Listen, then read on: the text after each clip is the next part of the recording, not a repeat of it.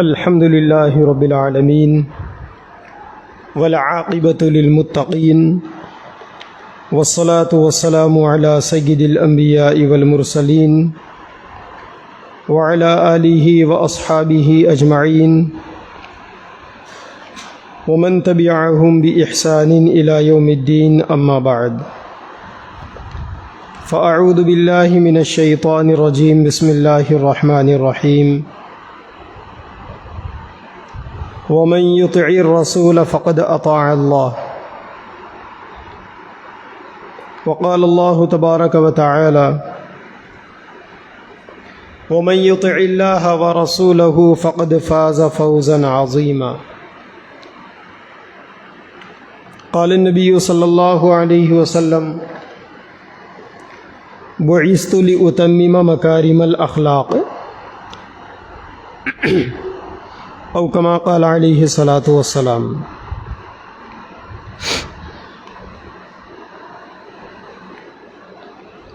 یہ ربیع الاول کا مہینہ ہے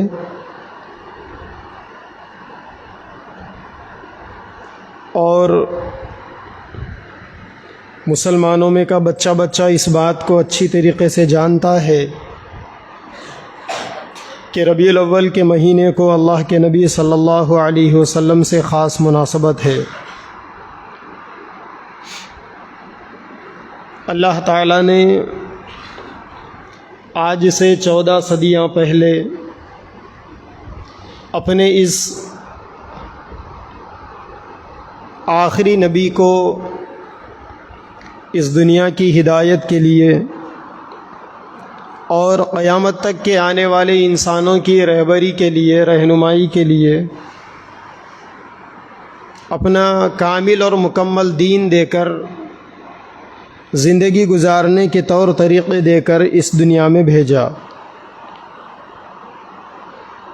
اللہ کے نبی صلی اللہ علیہ وسلم کے طریقوں میں انسانوں کے لیے ہمیشہ کی کامیابی ہے۔ آپ صلی اللہ علیہ وسلم کے طریقوں پر عمل کرنا اور آپ کے اخلاق اور کردار کو اپنانا، یہ سنت کی پیروی کرنا کہلاتا ہے۔ دنیا میں ہر انسان کسی بھی کام کو کرنے کے لیے کسی نہ کسی طریقے کا ضرور محتاج ہوتا ہے، یا لوگ اپنے اپنے کاموں کو اپنے اپنے انداز میں کرتے ہیں، لیکن اللہ تعالیٰ نے کاموں کی قبولیت کا ایک معیار سنت رسول کو بنایا۔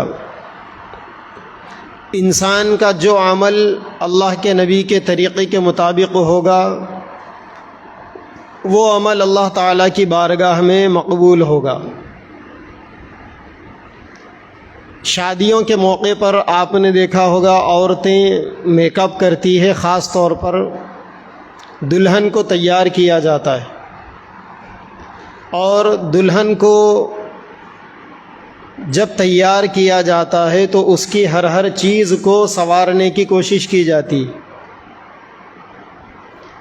اس کے جسم کے ایک ایک حصے کو خوبصورت بنانے کے لیے ضروری چیزوں کو فراہم کیا جاتا ہے۔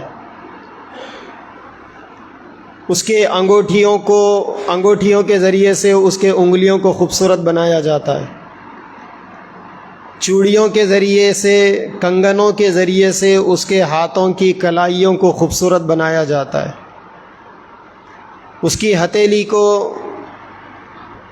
ڈیزائن کے ذریعے سے سنوارا جاتا ہے، اس کے ماتھے کے اوپر ٹکیاں رکھ دی جاتی ہے، کانوں میں بالیاں اور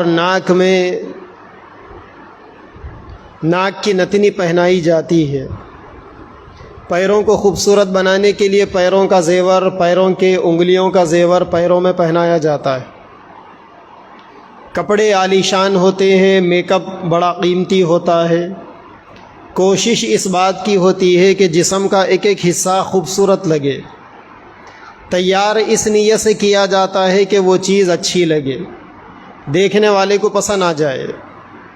شوہر کے لیے یعنی دولہے کے لیے دلہن کو تیار کیا جاتا ہے، اللہ تبارک و تعالیٰ نے اسی طریقے سے پیارے نبی صلی اللہ علیہ وسلم کے ایک ایک طریقے کے اندر انسانوں کے اعضاء اور انسانوں کے جسم کے حصوں کی تیاری کو رکھا ہے۔ آدمی اپنے چہرے پر نبی کی داڑھی رکھے گا تو یہ چہرہ اللہ کے لیے خوبصورت ہوگا۔ آدمی اپنے سر کے بالوں کو نبی کے طریقے کے جیسا رکھے گا تو یہ سر کے بال اور آدمی کا سر اللہ کے لیے خوبصورت ہوگا، اللہ کو پسند آئے گا۔ وہ آدمی اپنی نگاہوں کو پاک کر لے گا تو اس کے نگاہوں کی پاکی اللہ کو پسند آئے گی۔ آدمی اپنی زبان کو نبی پاک صلی اللہ علیہ وسلم جیسی زبان بنائے گا تو اس کی زبان اللہ کو پسند آئے گی۔ آدمی کا لباس اگر نبی کے لباس کے جیسا ہوگا تو وہ لباس اللہ کو پسند آئے گا۔ گویا انسان کے جسم کا ایک ایک حصہ جس طریقے سے دلہن کو تیار کیا جاتا ہے دیکھنے والے کو پسند آنے کے لیے، اسی طریقے سے آدمی کے جسم کا ایک ایک حصہ اللہ کو اسی وقت پسند آتا ہے جب وہ نبی کے طریقے کے مطابق ہو۔ جب انسان نبی کے طریقوں کے اوپر عمل کرتا ہے تو پھر اس کے اوپر مہر لگ جاتی ہے۔ آپ نے دیکھا ہوگا دنیا کے اندر برانڈڈ چیزوں کی بڑی قیمت ہوتی ہے۔ جو چپل فٹ پاتھ کے اوپر بکتے ہیں اس کی قیمت میں اور شو روم میں بکنے والے برانڈڈ چپل کی قیمت میں بہت فرق ہوتا ہے۔ جو جوتے روڑوں کے اوپر بکتے ہیں ان جوتوں کی قیمتوں میں اور جو جوتے شو روم کے اندر بکتے ہیں ان جوتوں کی قیمتوں میں بڑا فرق ہوتا ہے۔ بلکہ دنیا کے اندر بہت سارے جوتے بیچنے والی ایسی کمپنیاں ہیں جن کا دعویٰ یہ ہے کہ ہم جوتا نہیں بیچتے بلکہ ہم برانڈ بیچتے ہیں، یعنی وہ اپنے برانڈ کے اپنے نام کے پیسے وصول کرتے ہیں۔ ایسے بھی جوتے ہیں جن کی قیمت 2-2 لاکھ روپے ہے، 1.5 لاکھ روپے ہے، 1 لاکھ روپے ہے۔ 80,000 کے جوتے، 60-70 ہزار کے جوتے معمولی بات ہے۔ تو اتنے مہنگے جوتوں کے اندر کیا لگا ہوا رہتا ہے؟ کیا سونے کا پانی اس کے اوپر چڑھا ہوا ہوتا ہے؟ نہیں۔ کیا سونے کے کیل اس کے اندر ہوتے ہیں؟ نہیں۔ دوسرے جوتوں کے اندر چپکانے کے لیے سولوشن کا استعمال کیا جاتا ہے، اس کے اندر کیا کوئی سونے کا پیسٹ لگایا جاتا ہے؟ نہیں۔ وہی معمولی چیزیں ہوتی ہیں، بس تھوڑا بہت اچھی چیزیں ہوتی ہیں، تھوڑی بہت اچھی چیزیں ہوتی، اتنی چیزیں اچھی نہیں ہوتی کہ جتنی کی وجہ سے اتنی اس کی قیمت لگائی جائے۔ لیکن برانڈ ہے، دنیا کے اندر نام کمایا ہوا ہے، لوگوں کو عادت ہے ہر چیز کے اندر برانڈڈ چیزوں کو دیکھنے کی۔ گھروں میں ہماری عورتیں جو پرس استعمال کرتی ہے 200-400 روپے کے پرس کے اندر عورتیں خوش ہیں۔ دنیا کے اندر جو ماڈلز ہوتے ہیں وہ جو پرس استعمال کرتے ہیں 2, 4, 5, 10 کروڑ سے کم اس کی قیمت ہی نہیں ہوتی۔ زیادہ سے زیادہ اس کے اندر ڈائمنڈ کا کام کیا ہوا ہوتا ہے۔ چیزیں برانڈڈ ہوتی ہے، لباس جو استعمال کیا جاتا ہے برانڈڈ استعمال کیا جاتا ہے۔ لوگ برانڈ کا پیسہ لگاتے ہیں ہر چیز کے اندر۔ موبائل، چھوٹے ڈبے موبائل کے ذریعے سے بھی وہی بات ہوگی، آئی فون 15 پرو کے ذریعے سے بھی وہی بات ہوگی، لیکن برانڈ کی قیمت ہے۔ آئی فون ہے، مارکیٹ میں نام کمایا ہوا ہے، اونچے لوگوں کی اونچی پسند ہے۔ آپ 2-4 لاکھ کی کار خریدیں گے تو اس میں بھی سفر ہوگا آپ کا، لیکن اگر آپ بات کریں گے مرسیڈیز کی تو برانڈ کی وجہ سے قیمت بڑھے گی، روز رائلز کی بات کریں گے تو برانڈ کی وجہ سے قیمت بڑھے گی۔ تو دنیا برانڈ کی دیوانی ہے۔ دنیا کے اندر اس چیز کی عزت ہے جس چیز کا ایک برانڈ ہوتا ہے، جس چیز کے اوپر مہر لگی ہوئی ہوتی ہے۔ اچھا، جب سے یہ برانڈ کا ویلیو بڑھ گیا مارکیٹ کے اندر تب سے چیٹنگ بھی بہت زیادہ ہو گئی۔ چائنا کے بارے میں مشہور ہے کہ اگر آپ کے ہاتھ میں 50,000 کا موبائل ہے اور آپ چائنا والوں سے کہہ دیں کہ مجھے ایسا ہی موبائل 1000 روپے کا بنا کے دے دو تو بنا کے دے دے گا وہ، ایز اٹ از آپ کو مل جائے گا ویسا، نام میں تھوڑا بہت تبدیلی ہو جائے گی۔ ایسی بہت ساری چیزیں ہیں۔ لوگ جو ہے ایپل کی واچ لگاتے ہیں، گھڑی ہے اسمارٹ واچ ایپل کی، 1-1.5 لاکھ روپے کی گھڑی ہے، لیکن اگر آپ گوگل پر جا کر سرچ کریں گے، اگر آپ امیزون پر دیکھیں گے، فلپ کارٹ پر جا کر دیکھیں گے تو ویسے ہی ماڈل کی گھڑیاں آپ کو بہت کم قیمت کی 1000, 1200, 1500, 2000 کی بھی مل جائے گی، لیکن لوگ اس کو وہ درجہ نہیں دیتے جو ایپل کی گھڑی کا درجہ ہے۔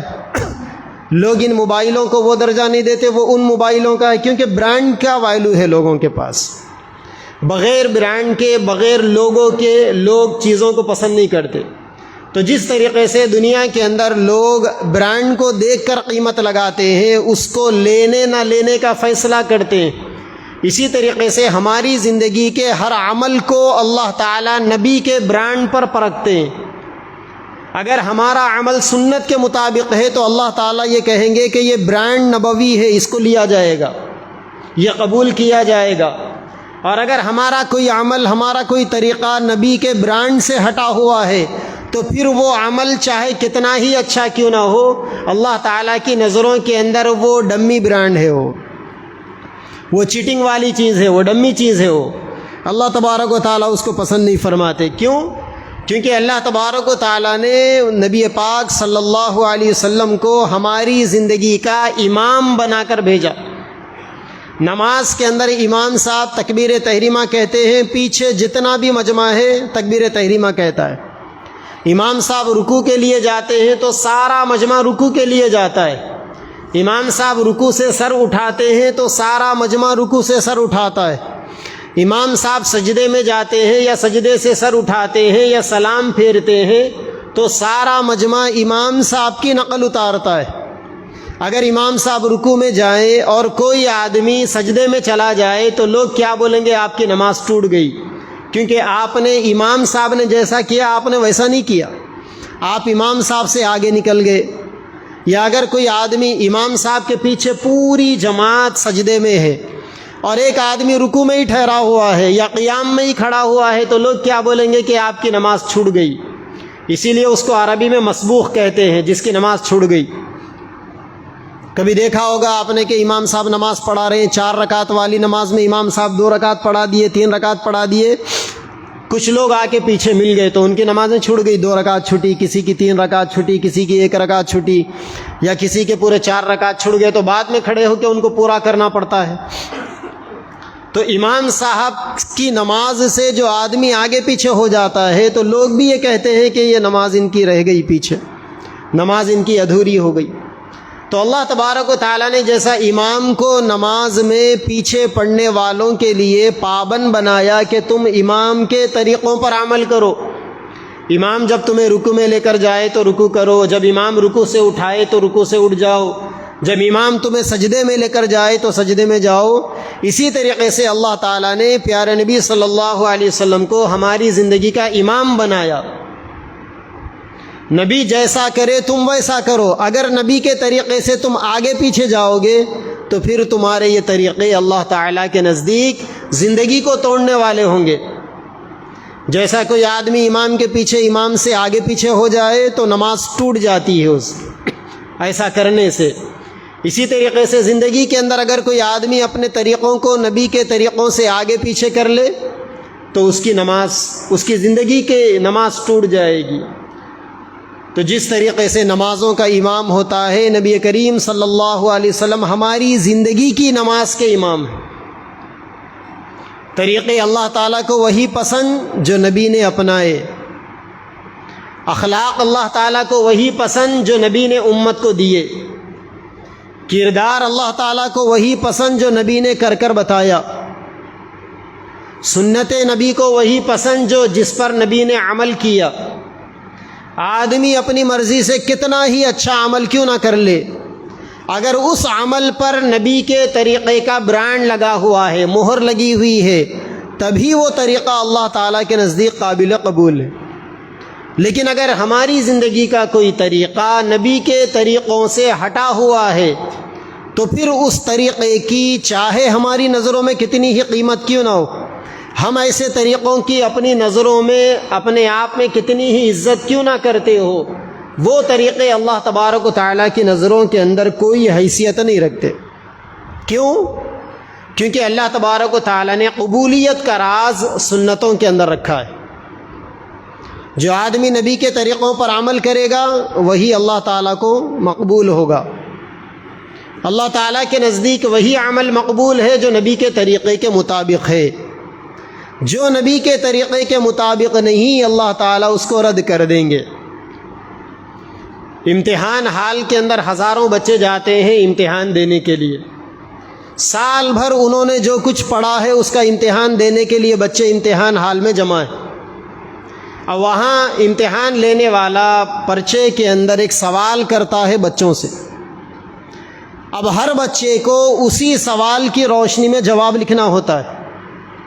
اگر کوئی بچہ سوال کو چھوڑ کر اس کے علاوہ جواب لکھنا شروع کر دے تو پھر امتحان لینے والا نمبر ڈالنے والا بچے کو فیل کر دیتا ہے.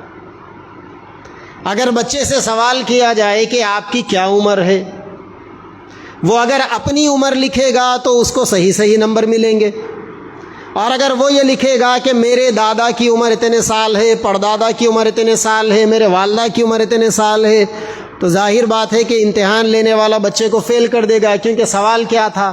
سوال آپ کی عمر کے بارے میں تھا، اور آپ نے جواب میں آپ کے دادا، پردادا، پورے خاندان کی عمر لکھ دی، اور جو سوال پوچھا گیا اسی کا جواب، اسی کا آنسر آپ نے نہیں دیا. ہزاروں لاکھوں بچے ایک ایک امتحان اٹینڈ کرتے ہیں. جو سوال ہوتا ہے انہیں وہی جواب دینا ہوتا ہے، اور جواب بھی وہی قبول کیا جاتا ہے جو آنسر کتابوں میں پڑھائے جاتے. اگر گھما پھرا کر وہ لکھے تو ظاہر بات ہے کہ نمبر دینے والا بھی نمبر دینے میں گھمانے پھرانے سے کام لے گا. وہ گھمانا پھرانا نہیں چلے گا. سب کو گھمایا پھرایا جا سکتا ہے، لیکن جو پرچے چیک کرنے والے ہیں ان کو کیسے گھمایا پھرایا جا سکتا ہے؟ وہ تو کتاب کی روشنی کے اندر جیسا سوال ہے اس کے جواب کی روشنی میں وہ اس کو نمبر دیں گے. تو یہ تو دنیا کا دستور ہے. دنیا والے اپنے بنائے ہوئے اصول سے نہیں ہٹتے.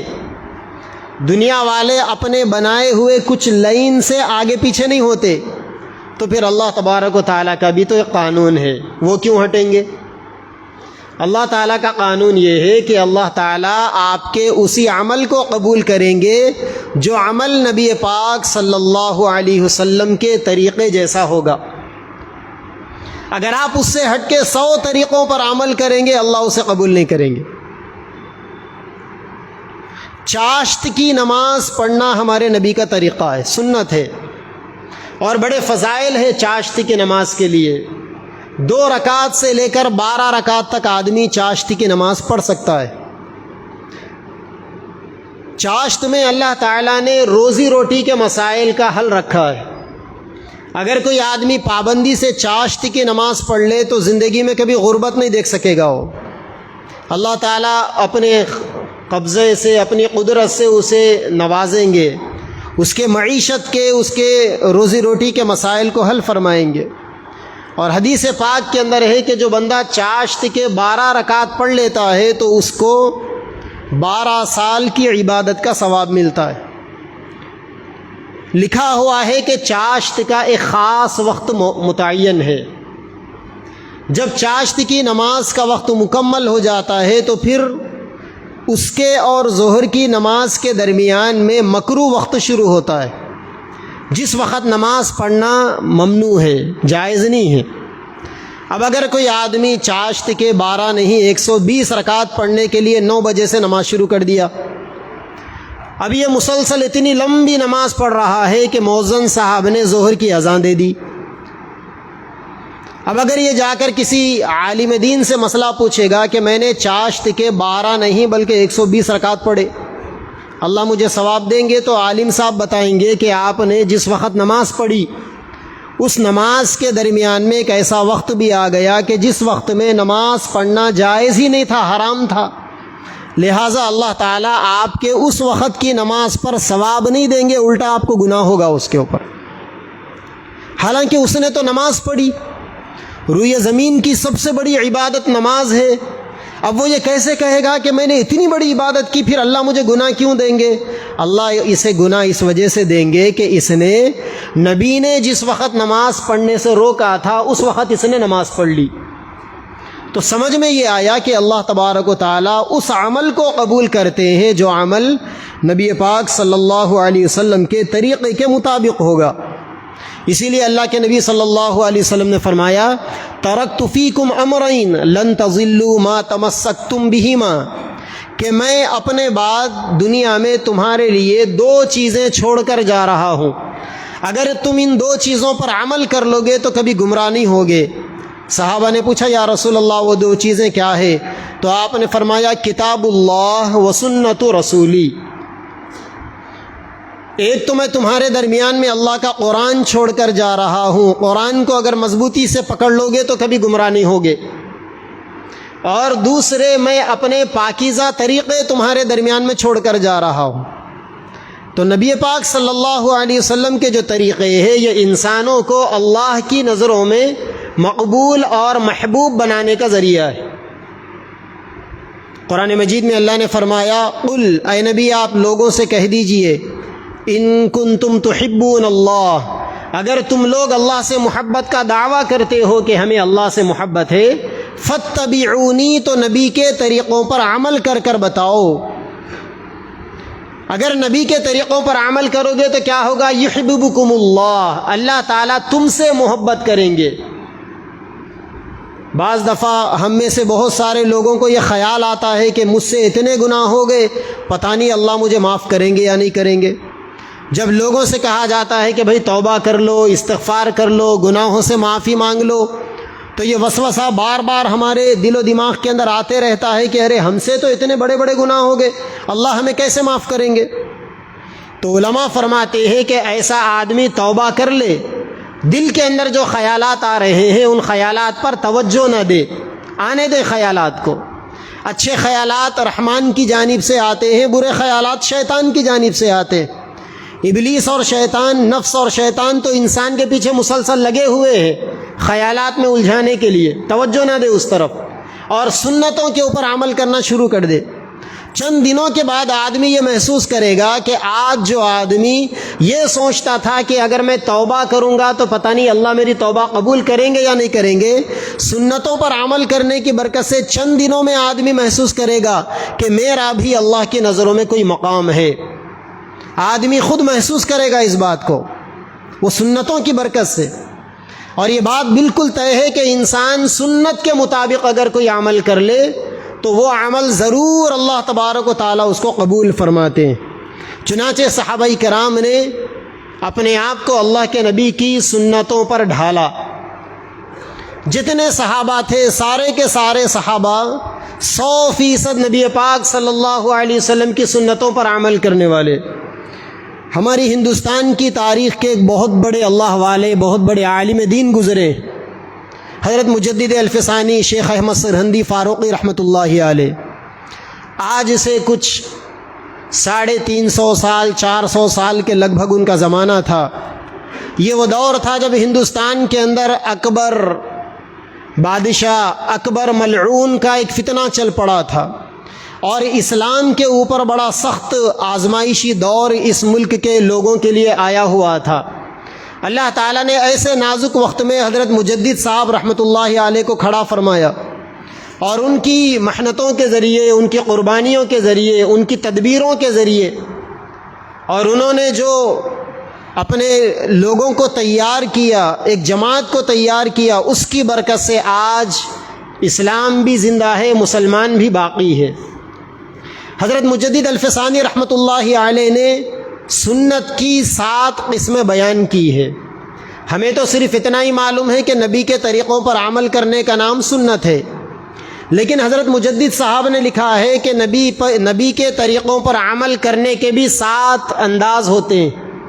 تو ان میں سے پہلے 3 انداز کے بارے میں آج کچھ باتیں بتائی جائے گی۔ سب سے پہلے حضرت مجدد صاحب نے بتایا کہ اپنی پوری اوپری زندگی کو سنت کے مطابق بنا لے، یعنی انسان کا جو ظاہر ہے، ہمارا ظاہر پورا کا پورا نبی پاک صلی اللہ علیہ وسلم کے ظاہر جیسا ہو جائے۔ آگے بڑھنے سے پہلے ایک چھوٹا سا واقعہ سیدنا ابو بکر صدیق رضی اللہ تعالی عنہ کا۔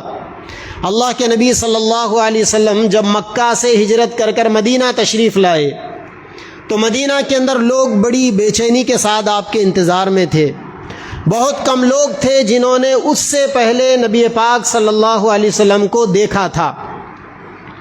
وہ جو مدینہ سے 2 مرتبہ قافلے گئے تھے مکہ مکرمہ، جن میں چند ہی صحابہ کرام تھے، عورتیں اور مردوں کی تعداد بہت کم تھی، جسے بیعت عقبہ اولیٰ، بیعت عقبہ ثانیہ کہا جاتا ہے۔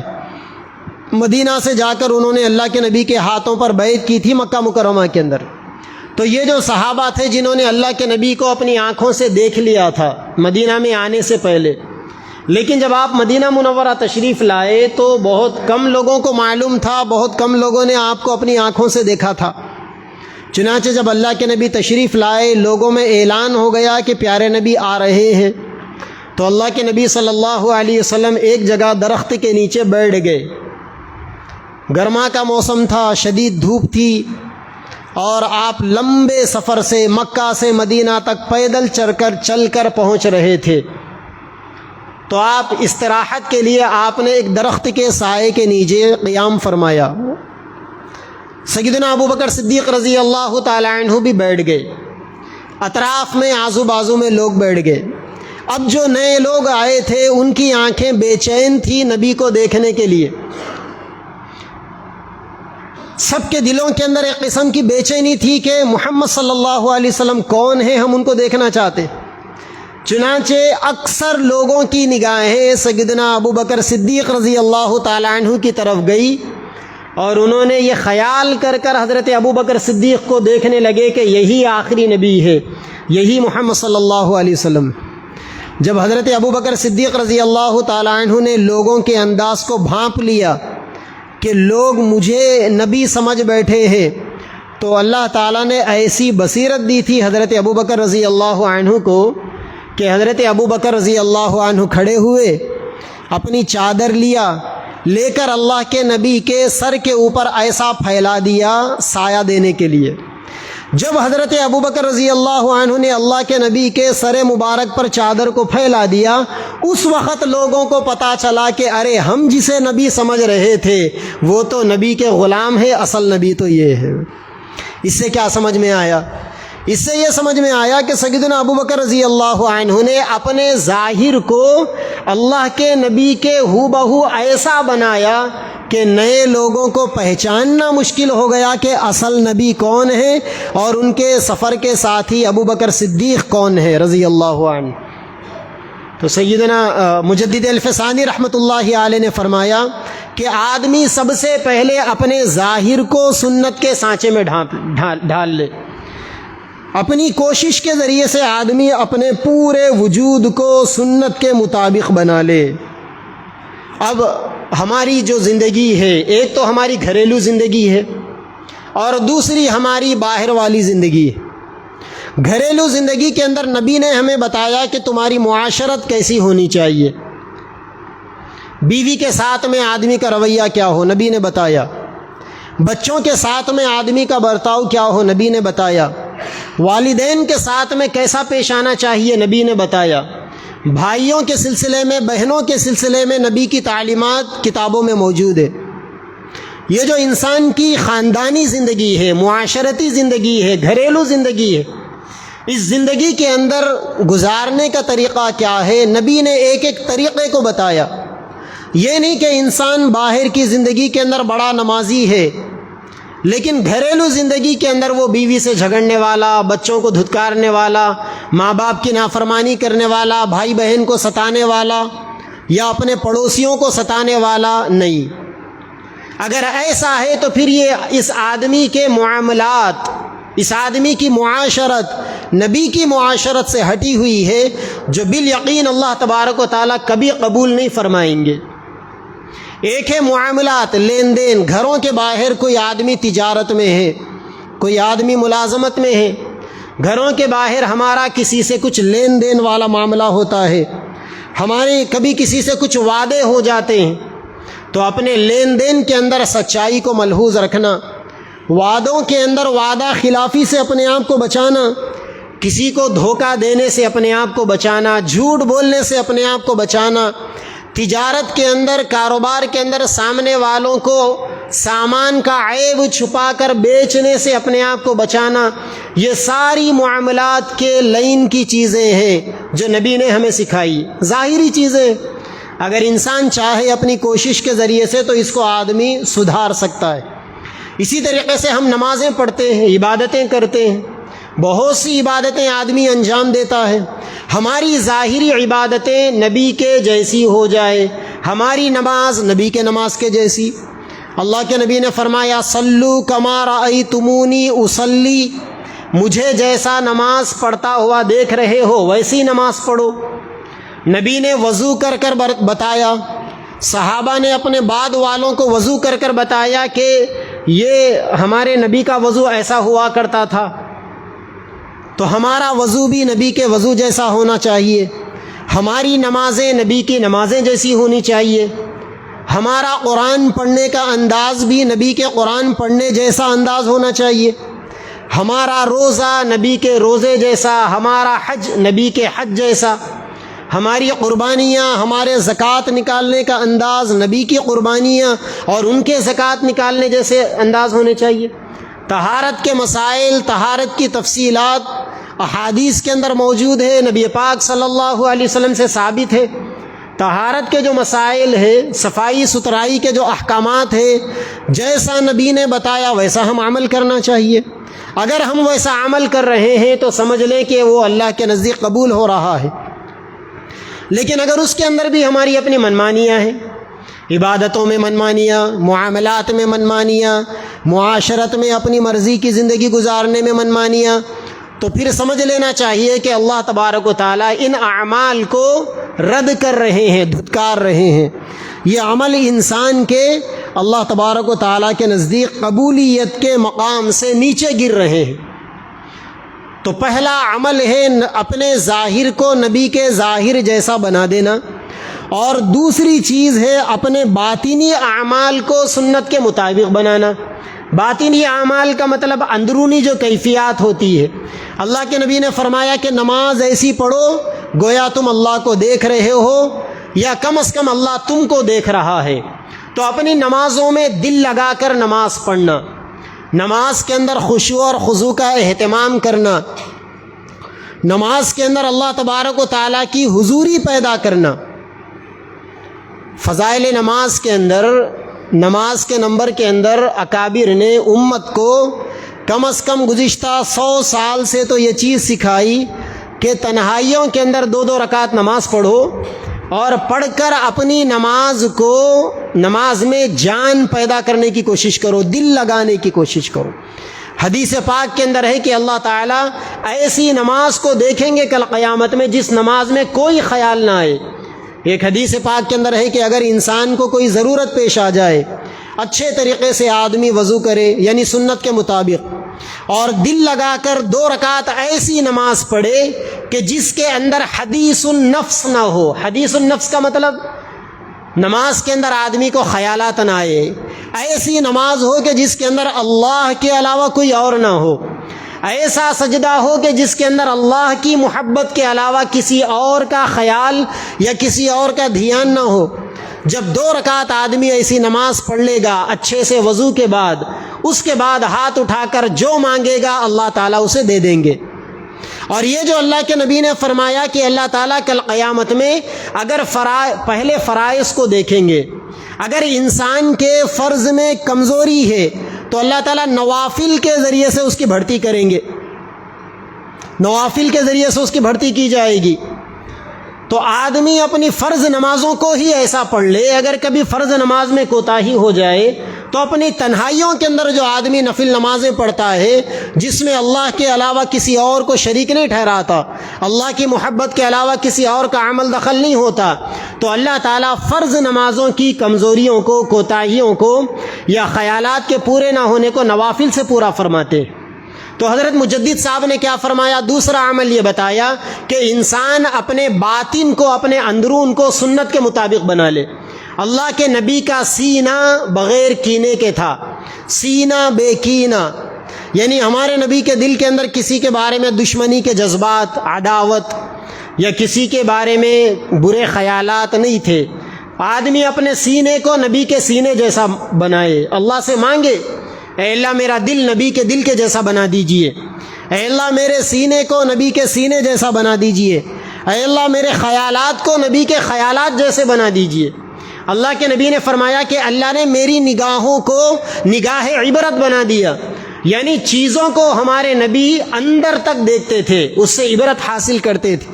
اللہ سے مانگے آدمی کہ اللہ میری نگاہوں کو نبی کی نگاہیں جیسا بنا دے، تاکہ میں بھی دنیا میں کسی چیز کو دیکھوں اپنی آنکھوں سے تو اس سے میں عبرت حاصل کروں۔ اور تیسری چیز مجدد صاحب نے فرمایا کہ آدمی اپنے اعمال کی کیفیات کو نبی کے اعمال کی کیفیات جیسا بنائے۔ اللہ کے نبی صلی اللہ علیہ وسلم کھانا کھاتے تھے تو اکڑ بیٹھ کر کھانا کھاتے تھے۔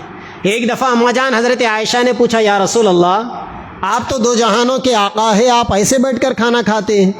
تو آپ نے فرمایا، افلا اکون عبدا شکورا، کیا میں اللہ تعالیٰ کا شکر گزار بندہ نہ بنوں؟ اللہ نے مجھے بندہ بنایا ہے تو میں اپنے عمل کے ذریعے سے اللہ کو بندگی بتاؤں گا، یعنی اپنے کردار سے، اپنے چال ڈھال سے، اپنے طور طریقوں سے نبی پاک صلی اللہ علیہ وسلم عاجزی بتاتے تھے، تواضع بتاتے تھے، انکساری بتاتے تھے، اللہ کو یہ بتاتے تھے کہ اللہ میں آپ کا بندہ ہوں، اور بندگی کا اظہار کرتے تھے۔ اور اللہ تبارک و تعالیٰ کو اپنے بندوں کے بارے میں بندگی کا اظہار بڑا پسند ہے، اسی لیے زندگی کے اندر ہم جتنے بھی اعمال کرتے ہیں، بہت سے مجاہدے کرتے ہیں۔ قرآن میں اللہ نے فرمایا، والذین جاہدوا فینا لنہدینہم سبلنا، جو لوگ ہمارے راستے کی محنت کرتے ہیں۔ اب علماء نے اس کے بہت سارے مطلب نکالے، اس کا بہت سا اچھا مطلب یہ بھی ہے کہ جو آدمی اعمال کو بنانے کی محنت کرتا ہے، اپنے اعمال کو سنتوں کے مطابق بناتا ہے، تو پھر اللہ تعالیٰ ایسے لوگوں کے لیے ہدایتوں کو پکا کر دیتے۔ یہ ربیع الاول کا مبارک مہینہ ہے، اس مہینے کے اندر اللہ کے نبی صلی اللہ علیہ وسلم کی سیرت کا بیان ہوتا ہے، اسی لیے ہمیں خاص طور پر یہ کوشش کرنی چاہیے کہ ہمارا ظاہر نبی کے ظاہر جیسا بن جائے، ہمارا باطن نبی کے باطن جیسا بن جائے، اور ہمارے اعمال، ہمارے معاملات، ہماری معاشرت، ہمارے اخلاق، ہماری عبادتیں اور ہمارے اعمال کی کیفیات نبی پاک صلی اللہ علیہ وسلم جیسی ہو جائے۔ اگر کم از کم ہماری مختصر سی زندگی کے اندر یہ تین کمالات بھی ہمیں مل گئے تو سمجھ لو کہ اللہ تبارک و تعالیٰ نے اعمال کی قبولیت کا جو معیار بندوں کے لیے رکھا ہے، اس معیار کو ہم نے اپنی اس مختصر سی زندگی کے اندر اپنی محنتوں کے ذریعے، اپنی مشقتوں کے ذریعے، اپنے مجاہدے اور اپنی قربانیوں کے ذریعے سے پا لیا۔ اللہ تبارک و تعالیٰ مجھے اور آپ کو اور ساری امت محمدیہ کو 100% سنتوں کی اتباع کی توفیق عطا فرمائے۔ وآخر دعوانا الحمد للہ رب العالمین۔